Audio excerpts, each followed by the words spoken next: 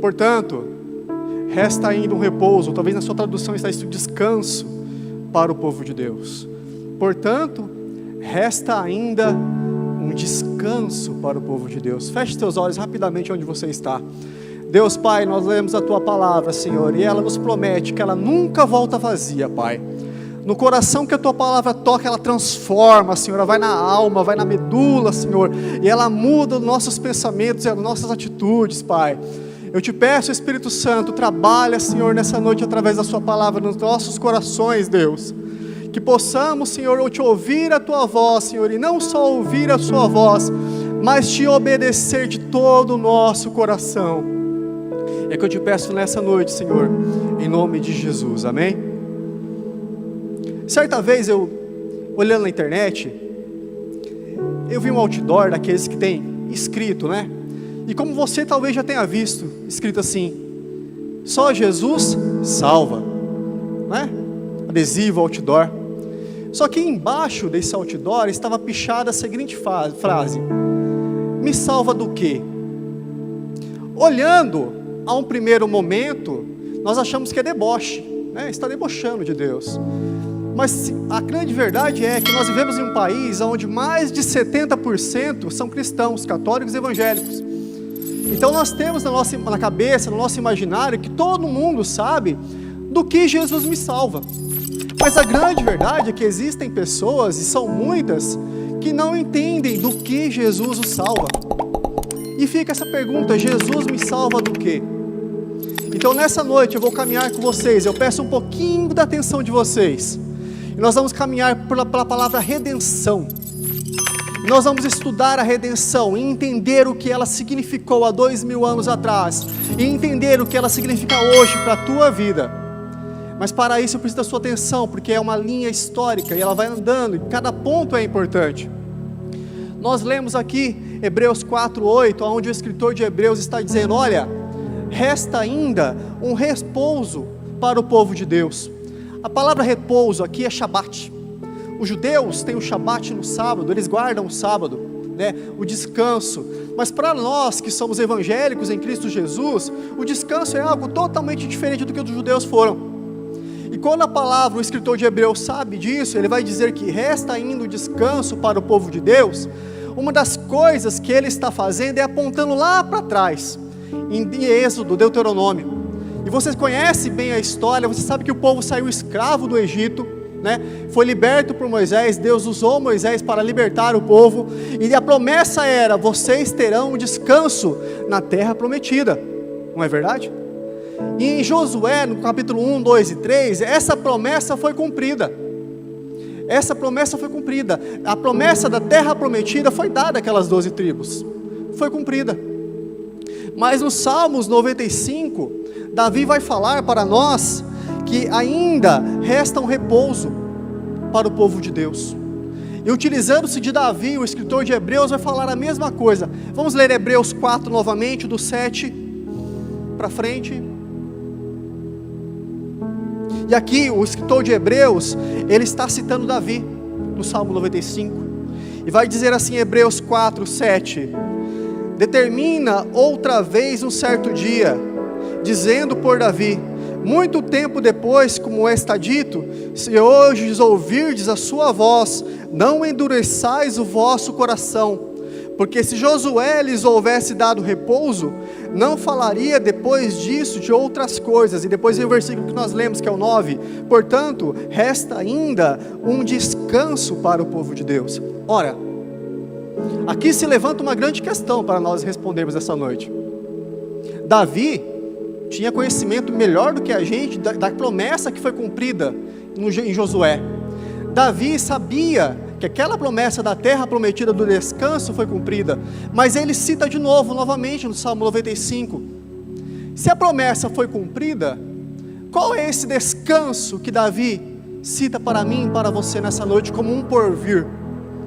Qual é esse repouso que você, crente em Cristo Jesus, no porvir terá?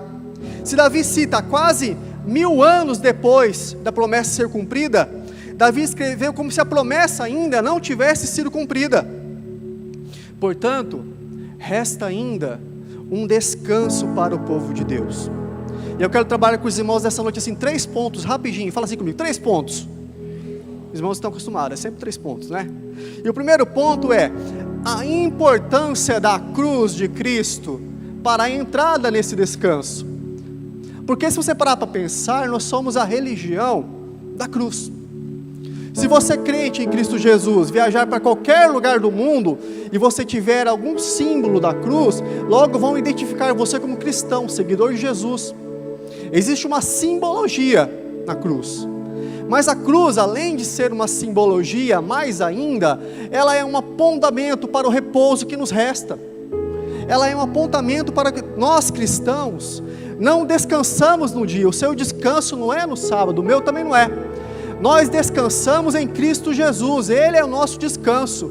E Cristo Jesus, além de ser o nosso descanso, meu irmão, Ele nos promete que ainda resta um repouso para o povo de Deus. Ao contrário dos judeus, os judeus ainda guardam o Shabat, o sábado, eles descansam. Os adventistas também guardam o sábado, eles descansam no sábado. Mas nós entendemos pela palavra de Deus que o nosso descanso é Jesus, nós descansamos nele. E nele ainda resta um repouso. A cruz de Cristo é o centro daquilo que nós conhecemos como, repita assim comigo, redenção. Mais forte, igreja, redenção. Agora é bonito, né? Mas a pergunta, outra se levanta para nós essa noite: o que é redenção?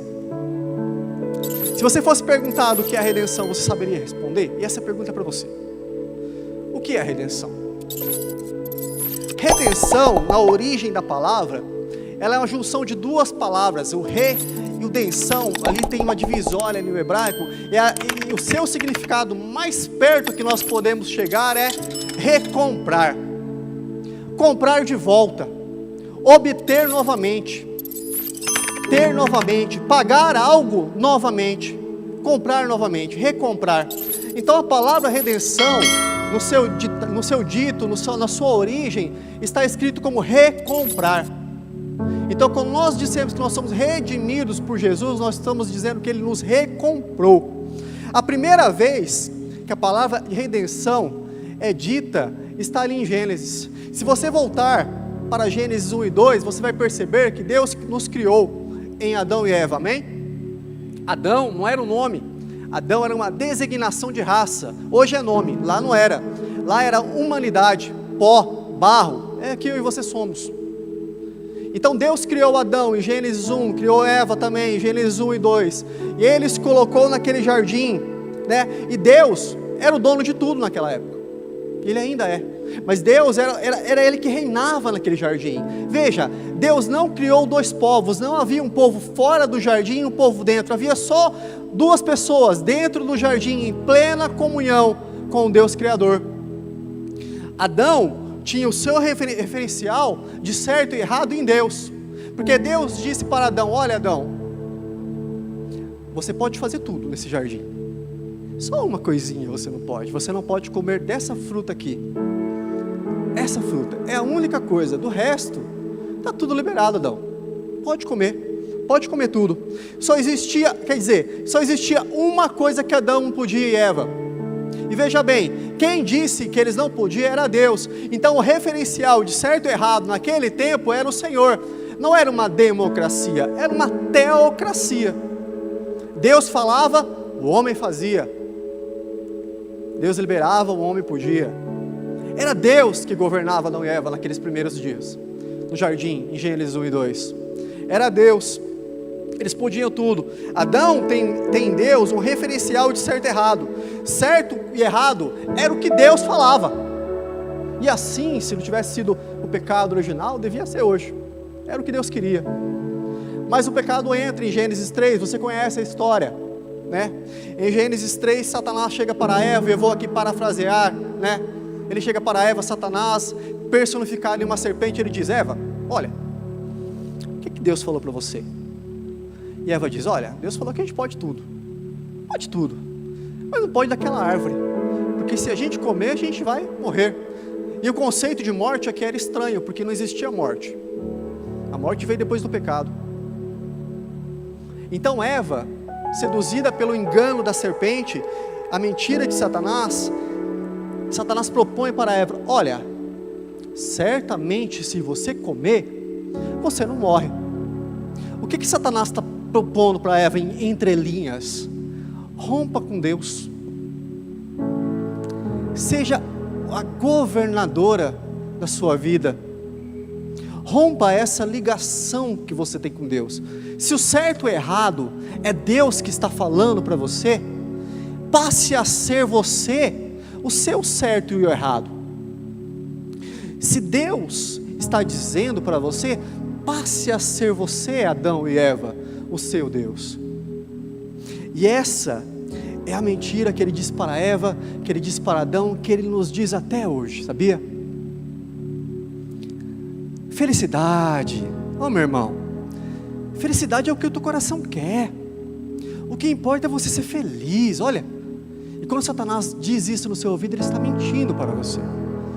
Meu irmão, você pode tudo. Faça aquilo que você quiser nessa vida. Jesus te aprisiona. Em mim, na liberdade que esse mundo te propõe, você tem todas as coisas. E essa é a mentira que ele propõe para Eva, e ele continua propondo para a tua vida, e para a tua família, e para nós até nos dias de hoje, meu irmão, que você sem Deus pode ser feliz, que você sem Deus no seu casamento, na sua vida, vai ter prosperidade e sucesso, que você sem Deus pode viver. Ele continua dizendo essa mentira, que o seu casamento que talvez esteja em crise, sem Deus ele vai se resolver, que a tua vida financeira, na sua sorte, você pode resolver. Não é à toa que nós hoje somos o país que mais aposta online no mundo. Nós estamos em primeiro, nos tigrinhos da vida, nas bets da vida, nas apostas online, somos o primeiro.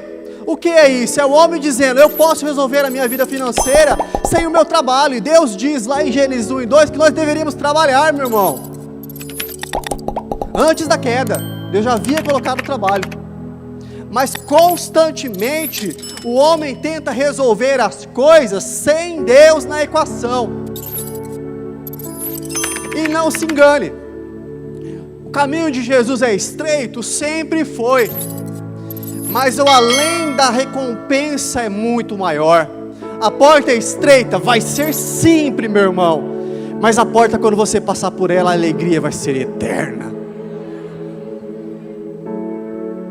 Nesse mundo, o que Deus fala para nós? Jesus, tereis o quê? Aflições. Jesus nunca te prometeu uma bonança. Ele disse que Ele estaria com você. Essa é a promessa. Eu estou com você. E isso vale mais do que tudo. Mas a promessa que Ele faz para Eva aqui no começo é essa: independência. Independência. Seja independente. Seja você a referência de você mesma. Faça o que você quiser, faça o que te der vontade, né? Quando Eva come daquela fruta, ela rompe com Deus, e a mensagem de independência é dada: agora eu estou livre. Mal sabia Eva e Adão que aquela falsa liberdade, na verdade, era uma escravidão. Porque o mundo, meu irmão, o marketing do mundo, ele é maravilhoso. É bonito, o mundo faz um marketing como ninguém, da felicidade que ele te propõe. Mas quando você passa pela porta da suposta felicidade que o mundo te propõe, você agora está numa prisão, você é escravo do pecado. Essa é a grande verdade. Quando Eva come, ela rompe com Deus. A mensagem de independência é dada, ela diz: eu sou livre. O homem rompe com Deus, há uma separação do homem em Deus em Gênesis 3.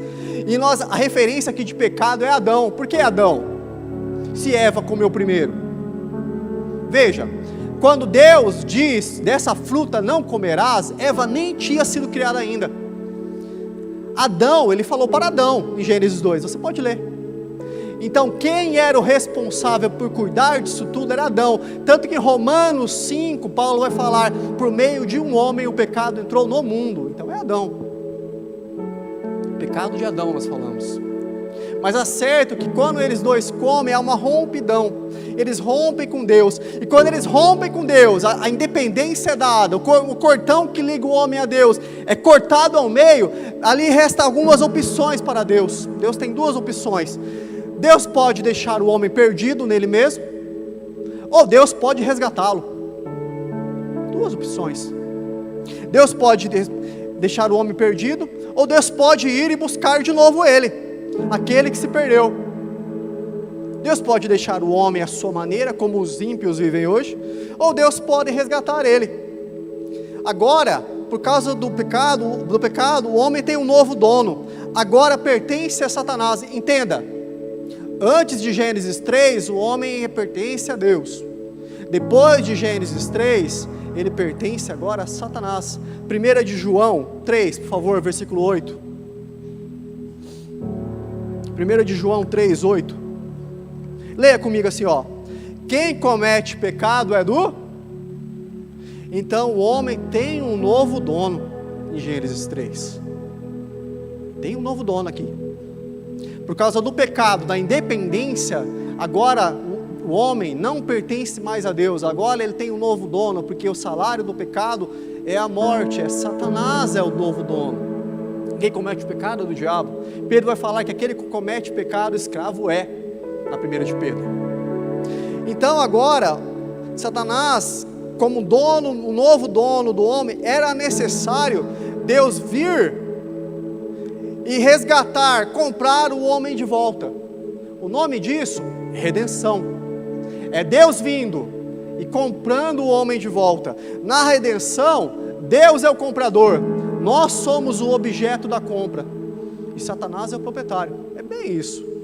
Deus é quem compra, nós somos o objeto, e Satanás é o proprietário. Na redenção, Lucas 19, versículo 10, por favor. Vai falar assim para nós. Lucas 19, 10. Porque o Filho do Homem veio buscar e salvar o que havia... Jesus veio buscar e salvar aquele que havia se perdido. Na redenção, é preciso uma recompra. A pergunta é, mas qual é o preço dessa compra? Qual é o preço dessa compra? O preço é o sangue do Filho de Deus, meu irmão. Esse é o preço. Por isso, Ele é o Redentor em Jesus Cristo, porque Ele é o comprador, através do seu sangue. A ofensa, meu irmão, era infinita, porque o homem em Adão e Eva não ofendeu pessoas. O homem em Adão e Eva ofendeu ao Deus Criador de todas as coisas, o Deus eterno. Por isso, não era uma ofensa qualquer, era uma ofensa infinita. Era uma ofensa infinita.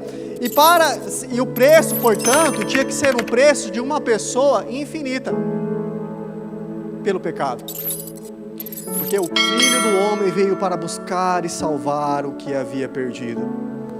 Existiu um santo católico, padre católico do século XIV, Anselmo, e ele dizia assim: uma ofensa feita a um soberano não pode ser reparada por qualquer um. É lógico que é bem assim na época dele, na época de reis e donos de terras, essas coisas, mas uma ofensa feita a um rei não pode ser reparada a qualquer um. Portanto, meus irmãos, existiam 3 saídas para o rompimento que houve aqui no Éden, de Adão e Eva. 3 saídas. A primeira é o perdão simples. Deus podia virar e perdoar, mas isso Ele não pode fazer, porque a sua palavra diz que Ele é justo, justiça perfeita, e se Ele perdoasse por Ele mesmo, perdão sem nada, Ele estaria indo contra a sua palavra, e isso Ele não faz. Deus é justo e justiça. A segunda opção que poderia ser feita aqui, era a punição eterna, né? Vocês pecaram, vocês romperam comigo, punição eterna para vocês, né? Mas Deus também não queria isso. A terceira opção era Deus optar por um perdão, mas por um pagamento pela dívida feita por Adão e Eva. Deus perdoa, mas um pagamento precisa ser feito. Um pagamento precisa ser feito. Quem rompeu com Deus foi humano, foi Adão e Eva. Então o preço para se pagar não poderia ser humano, porque Deus é infinito. Quem rompeu com Deus foi Adão e Eva. Então o preço também a se pagar tinha que ser humano, porque eles eram humanos.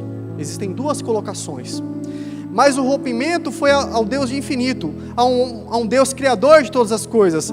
Então era necessário que alguém santo, infinito, com uma moral e justiça perfeita, alguém igual a um Deus infinito, pagasse esse preço.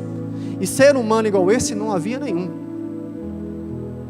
Com a justiça e com a moral perfeita, com amor, com a retidão, sem pecado, não existia. Não existia.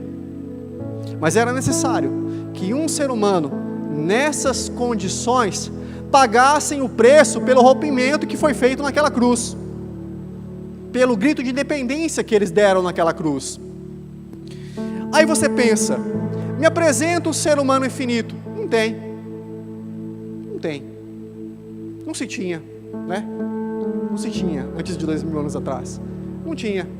Um ser humano perfeito, em amor, em justiça, sem pecado, não tem, né? Por isso, só seria possível se Deus se tornasse homem. E a história da redenção, se você puder resumir ela em poucas frases, é como Deus se tornou homem e como esse homem pagou o preço por nós. Como um Deus infinito se tornou homem e pagou o preço por nós. Eu imagino essa conversa na eternidade, porque a palavra vai dizer em 1 Pedro 1,8 que essa conversa se deu antes de Gênesis 1, antes da criação do mundo. Você pode imaginar assim, e a única coisa que nós podemos é imaginar Pai, Filho e Espírito Santo conversando entre eles e dizendo, olha, porque Deus não foi pego de surpresa, meu irmão. Deus não é pego de surpresa pelo que aconteceu em Gênesis 3. Mas você pode imaginar na sua mente assim, eles conversando, olha, o homem pecou, né? O homem rompeu com nós, e agora nós precisamos fazer alguma coisa para resgatá-lo. E o preço que tem que ser pago, ao mesmo tempo é um preço de sangue, um preço humano, mas precisa ser um preço infinito, precisa ser o preço de um Deus divino. E você pode imaginar assim, Jesus Cristo levantando e dizendo, eu vou pagar esse preço, eu vou descer. 1 de Pedro 1,18, por favor, Rodrigo. 1 de Pedro 1,18 vai nos dizer assim, sabendo que não foi por coisas corruptíveis, como prata ou ouro, que foste resgatados da vossa maneira vã de viver, que por tradição recebeste dos vossos pais, mas com precioso sangue de Cristo, como de um cordeiro imaculado e incontaminado, o qual na verdade em outro tempo foi conhecido antes da fundação do mundo, mas manifesto nesses últimos tempos por amor de vós. Antes de haver luz, já havia cruz. Antes de Gênesis 1, já havia um Cristo que deveria ser crucificado. Já havia um Deus infinito que devia ser crucificado. E Deus encarna. Em Isaías 6 vai falar assim, meu irmão, que os querubins, os serafins e os anjos cantam ao Senhor sem parar, santo, santo, santo, santo, Kadosh, Kadosh, incomum, incomum, não há outro como tu és santo, santo, santo. E você pode imaginar esse Deus em um trono se levantando e dizendo, eu vou descer, eu vou descer até a terra, e vou encarnar na barriga de uma mulher, eu vou descer. E na Bíblia, o anjo mensageiro que traz as mensagens tem o nome de Gabriel. Ele que levou a mensagem a Daniel, ele que levou a mensagem que João Batista ia nascer, E ele que em Lucas 1 diz para Maria que ela terá um filho. E Maria, na sua dúvida que todo mundo teria, responde, né? Como eu posso ter um filho se eu ainda sou moça? Quer dizer, ela dizia, eu sou virgem ainda, não sou casada. E Gabriel sabia provavelmente que Deus encarnaria naquela barriga, ele saberia, né? E o que ele responde para Maria? Maria, para Deus nada é impossível. Para Deus é possível o próprio Deus descer e encarnar nesse filho que você vai nascer, que vai nascer de você. Nós só saberemos, meu irmão, o preço, o tamanho disso na eternidade. O caminho do trono até a manjedoura, nós vamos saber assim o peso que foi isso quando nós estivermos lá, porque não tem como nós nesse plano saber o preço que foi pago do Deus vivo se levantar do trono e encarnar numa manjedoura, num estábulo, o Criador de todas as coisas. Gabriel diz a Maria, para Deus nada é impossível. E você entendendo o preço que Jesus pagou na redenção, vamos ler agora Filipenses 2, abra sua Bíblia em Filipenses 2,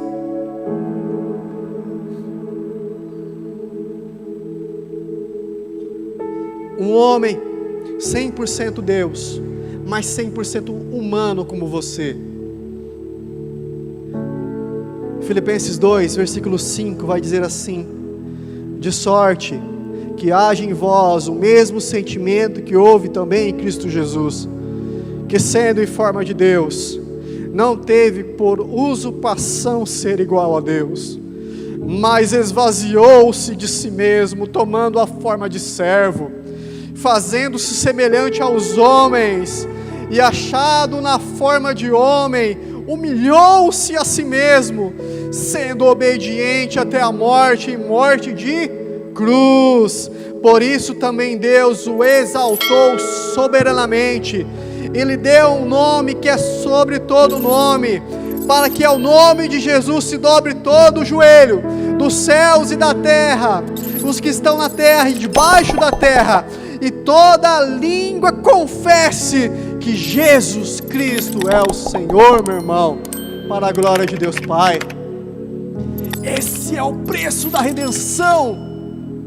Um Deus que se levanta do trono e encarna num corpo humano, sente medo, sente dor, tudo que você passou na sua vida, Ele passa também. Um Deus que é eterno, meu irmão, mas que olhou para nós perdidos, porque nós éramos representados. Romanos, Paulo vai falar que nós éramos representados, toda a humanidade é representada em Adão no pecado. Um Deus que olhou para nós, um Deus infinito, e Ele diz, eu vou comprá-los de volta do pecado. Eu vou comprar. A redenção exigia a crucificação de Jesus. Era preciso Ele nos recomprar. E não foi por ouro ou prata, nós somos comprados por um sangue precioso. Um sangue carmesim, meu irmão, um sangue sem mácula, sem rugo, um sangue sem mancha, aquele que era perfeito. Pedro fala que se fez pecado por nós naquela cruz. Aquele que era santo se fez maldito pela minha vida e pela sua, para que hoje eu e você pudéssemos, Atos 17, 28, viver por Ele, existir por Ele, nos mover por Ele.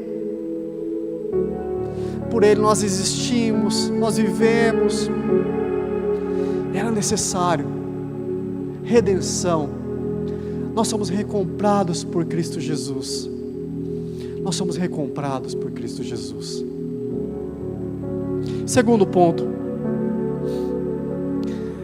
essa cruz de Cristo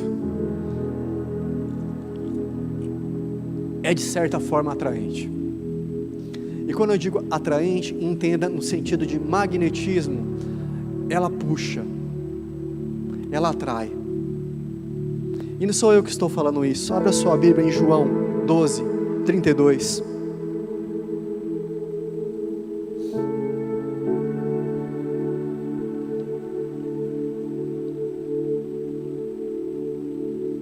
João 12:32. Jesus diz, nosso mestre: e eu, quando for levantado da terra, ou seja, quando eu subir naquela cruz, todos eu atrairei a mim. A cruz, ela tem um poder de atrair o ser humano. E eu, quando for crucificado, todos atrairei a mim. Eu pergunto para os irmãos: o que tem de atraente em um homem de 33 anos, completamente ferido, seminu, com uma coroa de espinhos, pregado pés e mãos numa cruz? O que isso tem de atraente? O que tem de atraente um homem nessas condições, sangrando, pregado numa cruz?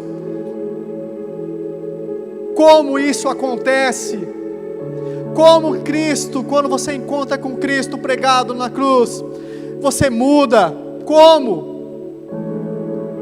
Eu estou perguntando para os irmãos, mas é uma pergunta sem resposta, porque Paulo vai falar para nós que esse é o mistério da graça, é mistério. Mas como um homem nessas condições, pregado no madeiro, sangrando, uma morte vergonhenta, consegue atrair tantas pessoas? 2000 anos, meu irmão, bilhões de pessoas sendo atraído a ele ainda. 2000 anos, e um homem nessa com carpinteiro pregado ainda atrai multidões.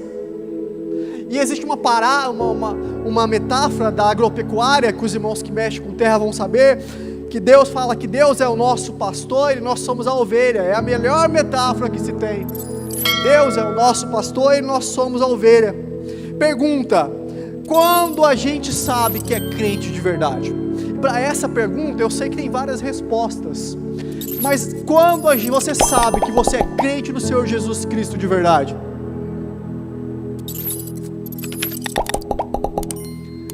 Quando a ovelha não consegue ficar longe do pastor. Quando a ovelha não consegue ficar longe do pastor. Quando você, domingo após domingo, culto após culto, você vem à casa do Senhor ouvir ao Senhor. Quando você, por vontade própria, você não ganha nada por vir. Você ganha alguma coisa? Kaique, você recebe alguma coisa por vir no culto? Tenho certeza que você recebe. Não? Da mesma forma nós, meu irmão. Nós não recebemos nada físico por vir no culto, mas domingo após domingo, culto após culto, nós viemos aqui adorar a esse Deus. O crente, ele não consegue ficar longe do Senhor Jesus Cristo. Você que foi atraído, você é obrigado a vir para a igreja, meu irmão? Você é obrigado a vir à casa do Senhor? Não, você não é obrigado. Você poderia estar muito bem lá na sua casa, comendo uma pizza, um churrasco essa hora da noite, mas você decidiu vir, porque Cristo te atraiu a Ele. Você foi atraído pela cruz. Ninguém te obriga a vir falar com o Senhor. Ninguém te obriga a vir, culto após culto, feliz ou triste, sofrendo ou em amplas condições, você tem vindo aqui, ver o Cristo crucificado e ouvir dele. A cruz é atraente, é um mistério da graça, meu irmão. 2000 anos atraindo pessoas, pecadores. Se você vai para uma festa, você fica feliz, você se alegra. Se você vai no velório, você fica triste. Mas quando você encontra o Cristo crucificado, a única saída que você tem é se ajoelhar e se arrepender dos seus pecados. Quando você tem um encontro com esse Cristo crucificado, meu irmão, a sua vida não é mais a mesma. Quantos estão aqui que largaram vícios quando Cristo te encontrou? Quantos aqui fumavam, bebiam? E quando você teve um encontro com Jesus, você foi transformado. Ninguém te obrigou a parar com o vício, com a bebida, com o cigarro, com as drogas. Ninguém te obrigou. Você simplesmente não quis mais. É verdade ou não é? Porque esse é o efeito que nós temos quando nós nos encontramos com Cristo crucificado no madeiro. É impossível continuar inertes, meu irmão, parados. É impossível você ver Jesus na cruz e continuar a mesma pessoa. 2000 anos, e Ele continua atraindo o carpinteiro pregado, atrai bilhões de pessoas ainda hoje. 2000 anos, e Ele continua atraindo ovelhas ao seu curral. 2000 anos, Ele continua trazendo homens e mulheres, largando dos vícios e vindo até Cristo transformados. 2000 anos, um homem desfigurado, com hematomas, nos atrai há 2000 anos, e esse é o mistério da graça. É isso que faz uma mulher e um homem missionário se levantar e dizer: eu vou para tal país, e eles se recebem o aviso: se você for para lá, missionário, 90% de chance de você morrer, porque aquele país não aceita a palavra de Jesus, e eles dizem sorrindo: eu vou para a glória de Deus. É isso, é o Cristo crucificado que atrai homens e mulheres. Existe, meu irmão, uma propriedade magnética na graça que atrai. Ele continua atraindo homens e mulheres. Domingo após domingo, noite após noite, você vem para aprender dele, você vem para ouvir sobre ele, você vem para viver com ele, para ter uma vida com ele. Domingo após domingo. Na cruz de Jesus existe uma propriedade espiritualmente magnética, e essa propriedade atrai pecadores para o arrependimento. Na cruz de Cristo existe uma atração naquele Cristo crucificado, que liberta as pessoas e transforma ele em uma nova mulher e um novo homem. Nós viemos porque fomos atraídos por Cristo.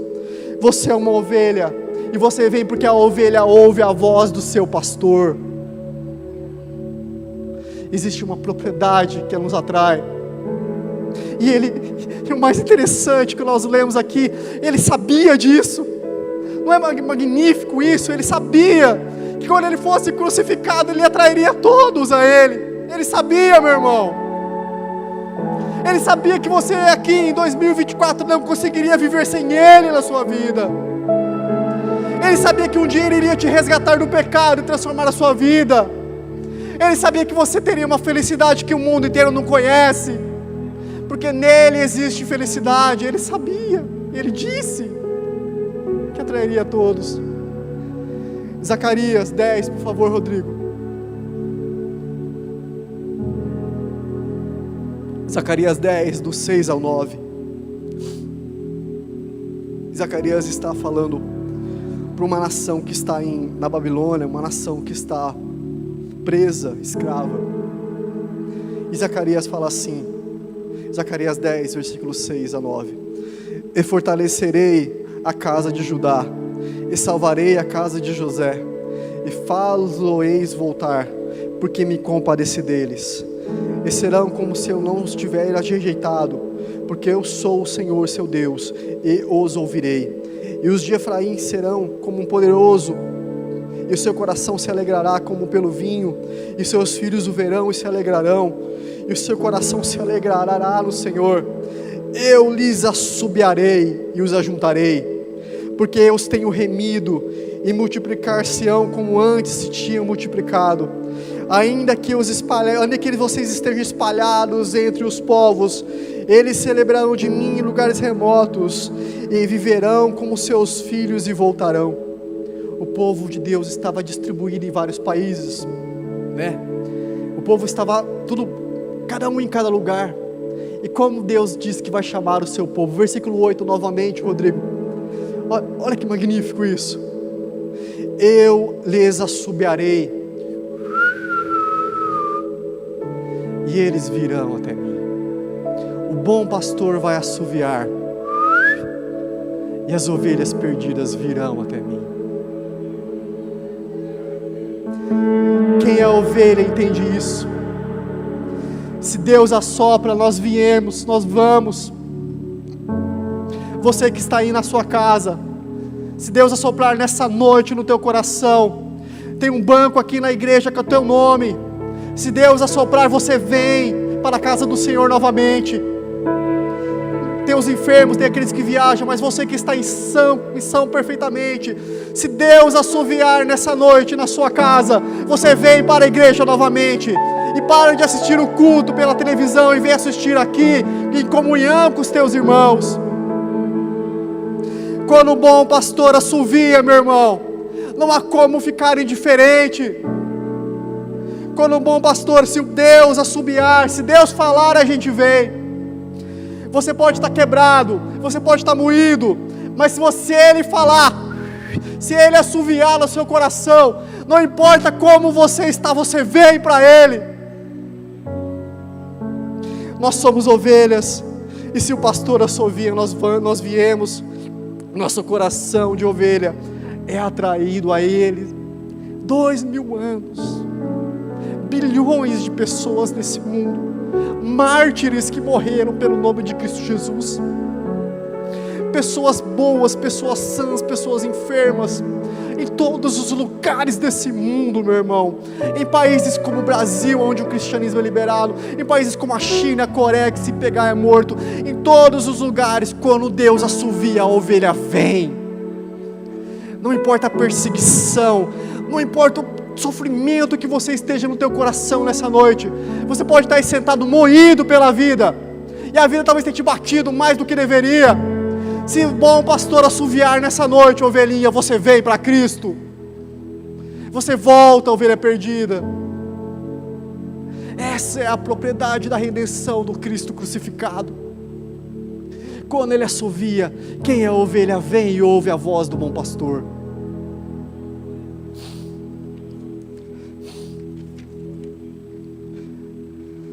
Você é ovelha perdida, se o bom pastor assoviar no seu coração, você volta para o aprisco e volta correndo.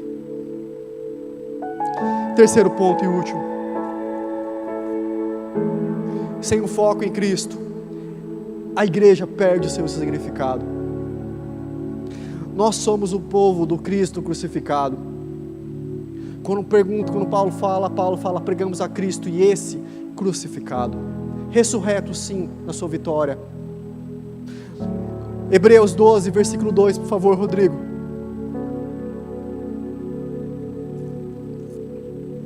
Hebreus 12, vai dizer assim: olhando firmemente para Jesus, o autor e consumador da nossa fé, o qual em troca da alegria que lhe estava proposta, suportou a cruz, desprezando a vergonha, está assentado à direita do trono de Deus.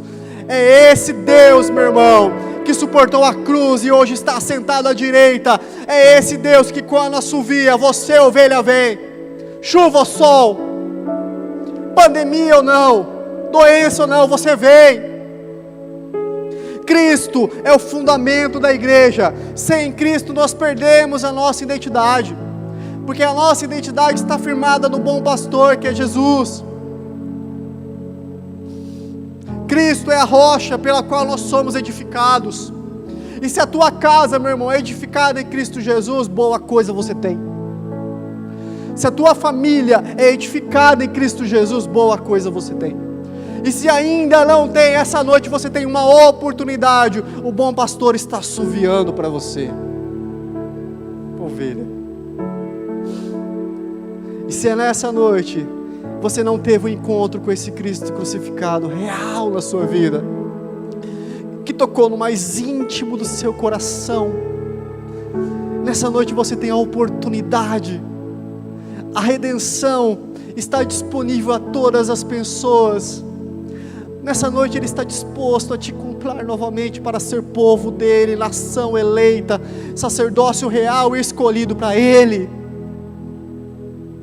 Sem o foco em Cristo, nos tornamos vulneráveis. Cristo é a rocha na qual nós somos edificados. Ele é a luz que nos guia nesse mundo de escuridão. Esse mundo vive uma escuridão, meu irmão, e vai piorar, porque não é eu que estou falando, é a Bíblia que fala. A moral dos homens cada dia vai baixar mais. A ética, a cultura pecaminosa vai se aumentar mais. Cristo está te chamando para você ser luz desse mundo de trevas, para você brilhar a Jesus Cristo aonde você for, para você ser a diferença em um mundo que não faz a diferença, para você ser um homem, uma família alicerçada nas mãos do Criador, ovelhinha. É Cristo que te separou. Você não veio a Cristo por acaso, o acaso não existe. a terra é o estrado dos teus pés, Deus ainda governa sobre todas as coisas. O acaso não te criou, Ele não tem o poder para isso. Você tem um propósito. O salmista vai falar que antes que você fosse formado, o Senhor te teceu no ventre da sua mãe, para a honra e glória dEle. E você tem um privilégio, um maior tesouro de viver como uma ovelha no aprisco do Senhor. Fique de pé, igreja, por favor.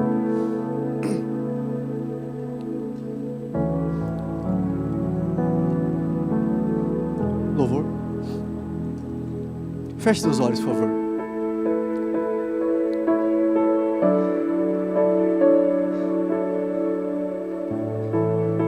Talvez você tenha vindo para a igreja de domingo a domingo, culto a culto. E talvez a igreja para você tem sido só mais um compromisso na sua vida. Você vem porque tem que vir, porque é legal. Nessa noite você tem a oportunidade de ser chamado ovelha do Senhor teu Deus. Nessa noite Deus te dá a oportunidade de entrar para o aprisco do Senhor, de ser atraído pelo Cristo crucificado. Se você se sente de alguma forma distanciado de Cristo, se você se sente de alguma forma tirado do seu lugar, eu não consigo me encaixar, sabe? Eu tento as coisas, eu faço, mas eu não me encaixo. Eu quero te dizer nessa noite que a centralidade da sua vida é Cristo Jesus. E quando você permitir Ele morar no teu coração, você vai ser achado por Ele. Louvor.